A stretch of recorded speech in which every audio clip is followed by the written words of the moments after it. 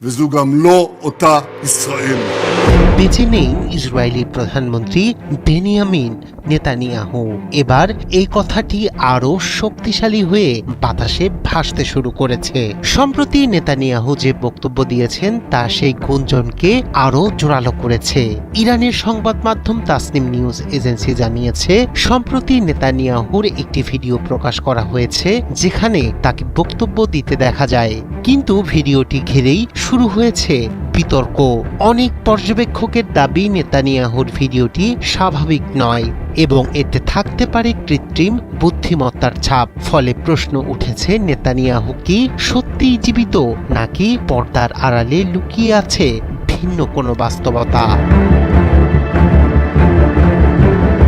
ইসরায়েলের প্রধানমন্ত্রীকে ঘিরে সামাজিক যোগাযোগ মাধ্যমে ছড়িয়ে পড়েছে নতুন এক গুঞ্জন।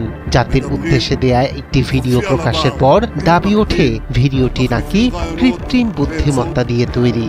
এমনকি অনেকেই বলছেন ভিডিওতে তার একটি হাতে দেখা গেছে ৬টি আঙ্গুল। ভিডিওটি প্রকাশ করা হয় নেতানিয়াহুর অ্যাকাউন্ট থেকে। এরপরই সামাজিক যোগাযোগ মাধ্যমে শুরু হয় নানা জল্পনা। কেউ কেউ দাবি করেন ভিডিওটি আসল নয় এবং এআই প্রযুক্তি ব্যবহার করে তৈরি করা হয়েছে এটি। ভিডিওটির একটি স্থির চিত্রে হাতের ভঙ্গি এবং ক্যামেরার কোণের কারণে অপটিক্যাল ইলিউশন তৈরি হওয়ার সম্ভাবনাও থাকতে পারে, যার ফলে অনেকের কাছে মনে হয়েছে তার হাতে যেন ৬টি আঙ্গুল রয়েছে।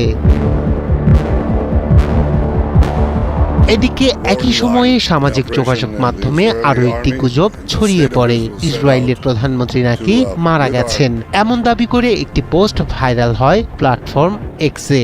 ওই পোস্টে বলা হয় নেতানিয়াহুর মৃত্যুর খবর নাকি তার অফিসিয়াল অ্যাকাউন্ট থেকে প্রকাশ করে পরে মুছে ফেলা হয়েছে। তবে ফ্যাক্ট চেকাররা বলছেন প্রধানমন্ত্রীর অফিসিয়াল অ্যাকাউন্ট থেকে এমন কোনো পোস্ট কখনো প্রকাশ করা হয়নি।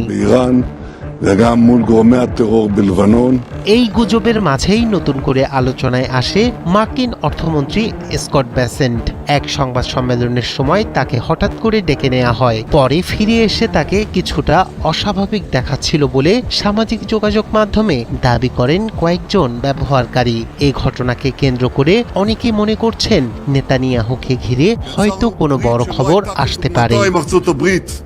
ברית עם ידידנו הגדול।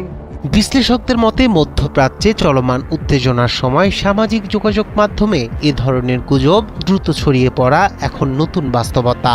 বিশেষ করে ইরান ও ইসরায়েলের মধ্যে চলমান সংঘাতের প্রেক্ষাপটে সমান তীব্র হয়ে উঠেছে তথ্যযুদ্ধও। তবে চলমান যুদ্ধে ইরানি শীর্ষ নেতাদের প্রকাশ্যে চলাফেরার ভিডিও দেখা গেলেও এক্ষেত্রে ব্যতিক্রম নেতানিয়াহু। ফলে তার এই অন্তরালী মৃত্যুর গুঞ্জনকে আরো জোরালো করছে। This is the third day of Raihan Kabir Shubhra, ৭১। the Israeli army and the state of Israel set out